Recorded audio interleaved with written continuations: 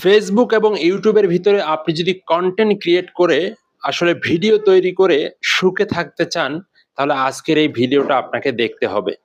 আপনারা যারা নতুনভাবে কাজ করতেছেন, নতুনভাবে একটা পেজ খুলেছেন, একটা চ্যানেল খুলেছেন, আপনি কন্টেন্ট ক্রিয়েটর হতে চাচ্ছেন, বাট আপনি আজকের এই ভিডিওটা একটু দেখবেন। সো অনেক নতুন কন্টেন্ট ক্রিয়েটর বর্তমানে ঝরে পড়ে যাচ্ছে। তো যার কারণে কিন্তু আজকের এই ভিডিওটা তৈরি করা। আপনারা অনেকেই এই ভিডিওটা দেখবেন, আবার অনেকেই এড়িয়েও চলবেন আমি জানি।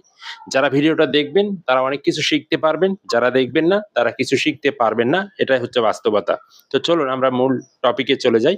দেখুন, আমি আপনাদেরকে একটা কথাই বলি, আপনি যখন ১ম কনটেন্ট তৈরি করবেন, ১ম একটা পেজ খুলবেন, আপনি শুরুতেই কিন্তু একদম ভালো প্রফেশনাল কনটেন্ট তৈরি করতে পারবেন না। ১ম অবস্থায় আপনাকে আগে শিখতে হবে। সো শেখানোর জন্য আপনাকে কি করতে হবে? শেখানোর জন্য অবশ্যই প্রত্যেকটা মানুষের ভিডিও আপনাকে দেখতে হবে। বড়, বড় কনটেন্ট ক্রিয়েটরকে আপনাকে ফলো করে আপনাকে কিন্তু কনটেন্ট তৈরি করতে হবে। তাছাড়া কিন্তু আপনি পারবেন না। এখন আপনি যখন কনটেন্ট তৈরি করবেন, ১ম অবস্থায় কিন্তু আপনার ভিডিওর কোয়ালিটি ভালো হবে না।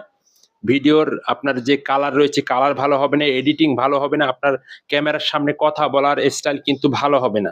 যখন আপনি এই ভিডিওগুলো আপলোড করবেন, তখন আপনার আশেপাশে বন্ধু-বান্ধব যারা রয়েছে, বিশেষ করে যারা আপনাকে চিনে বা সোশ্যাল মিডিয়ার মধ্যে যারা কমেন্ট করে, আপনার সাথে যারা জড়িত রয়েছে, কমেন্টকারী যারা রয়েছে, আপনারা সকলেই জানেন কমেন্টের মাধ্যমে আপনার পেজের রিচ এনগেজমেন্ট বাড়ে। সেই কমেন্টের মাধ্যমে কিন্তু আপনাকে অনেক জনে অনেক ধরনের কমেন্ট করবে।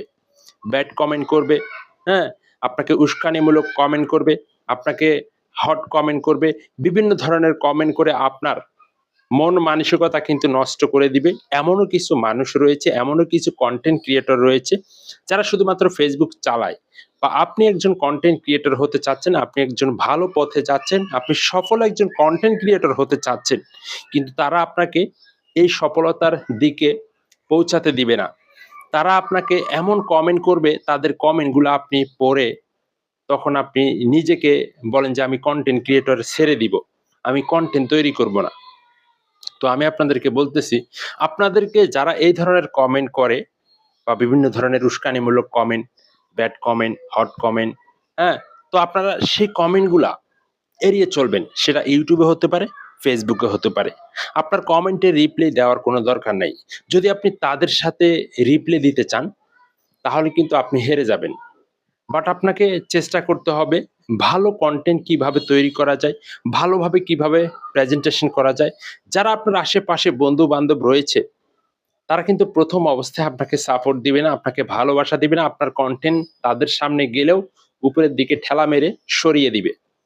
সো আপনি যদি সফল একজন কনটেন্ট ক্রিয়েটর হতে চান, তাহলে আপনাকে এই জিনিসগুলা মেনে কাজ করতে হবে। অনেকেই আপনাকে নিয়ে আলোচনা করবে, অনেকেই আপনাকে নিয়ে সমালোচনা করবে। আপনারা সকলেই জানেন যে কমেন্টের মাধ্যমে কিন্তু আপনার রিচ এনগেজমেন্ট বাড়ে আপনার পেজের বা ইউটিউব চ্যানেলে। তো আপনাকে ওই ধরনের কমেন্ট আমি মনে করি এখন থেকে যারা করবে তাদের সাথে রিলেশন না থাকাটাই ভালো, বা ওরা কমেন্ট করবে করুক। যার ভালো লাগবে সে কমেন্ট করবে। আপনার যে কমেন্ট ভালো লাগবে আপনি সেটার রিপ্লাই দিতে পারেন।